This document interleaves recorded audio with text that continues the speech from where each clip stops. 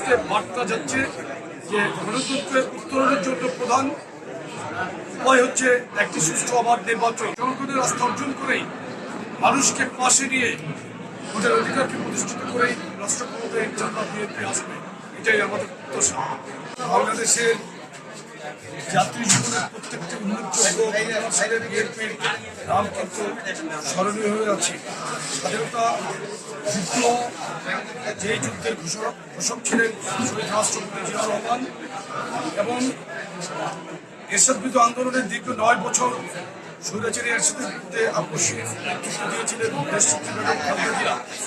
এই যে 24শে জুলাই আগস্টের যে গণঅভ্যুত্থান, এই অভ্যুত্থানের পিছনে কিন্তু মূল কারিগর হিসেবে আমরা বিএনপির ভারপ্রাপ্ত চেয়ারম্যান জনাব তারেক রহমানের ভূমিকাকেই কিন্তু আমরা কাছ থেকেই দেখেছি।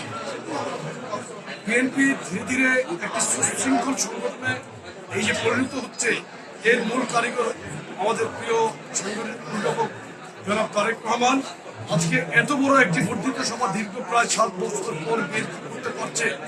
আজকে আপনি ঘুরে দেখেন সম্পূর্ণ এই বর্ধিত সভার এই সভাস্থলটি একটি সিস্টেমেটিক সুশৃঙ্খল পরিবেশে কিন্তু হচ্ছে। এর মাধ্যমে প্রমাণিত হচ্ছে যে বিএনপি আগামীতে রাষ্ট্র ক্ষমতার বিএনপি আসলে এভাবে সুশৃঙ্খল এবং দক্ষ হতে বিএনপি এই বাংলাদেশকে নেতৃত্ব দেবে জনাব তারেক রহমানের নেতৃত্বে। এবং সাধারণ ভোটারদের কাছে আজকে বার্তা যাচ্ছে যে গণতন্ত্রের উত্তরণের জন্য প্রধান উপায় হচ্ছে একটি সুষ্ঠু অবাধ নির্বাচন। আমরা আস্তে আস্তে সেই নির্বাচনের দিকে অগ্রসর হচ্ছি। আগামী নির্বাচনকে আমরা চ্যালেঞ্জ হিসাবেই নিয়েছি।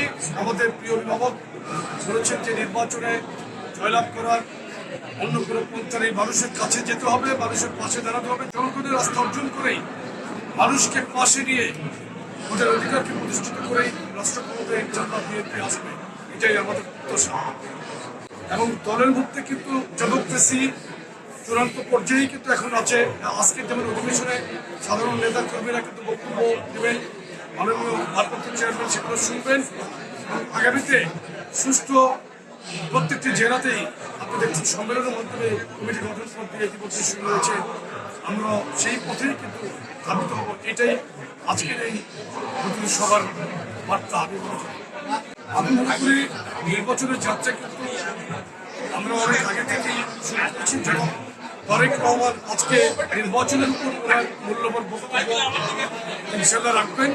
ওনার বক্তব্য পরেই কিন্তু আমরা আপনাদেরকে ক্লিয়ারলি মেসেজ দিতে পারবো। তো নির্বাচনে রোডম্যাপের জন্য কিন্তু ইতিমধ্যে আমাদের ভারপ্রাপ্ত চেয়ারম্যান দাবি জানিয়েছেন যে এই গণতান্ত্রিক পন্থায় ফিরে যাওয়ার প্রধান রাস্তাই হল সুস্থ নির্বাচন। সেই নির্বাচনের কথা ইতিমধ্যেই কিন্তু আমরা অগ্রসর হচ্ছি।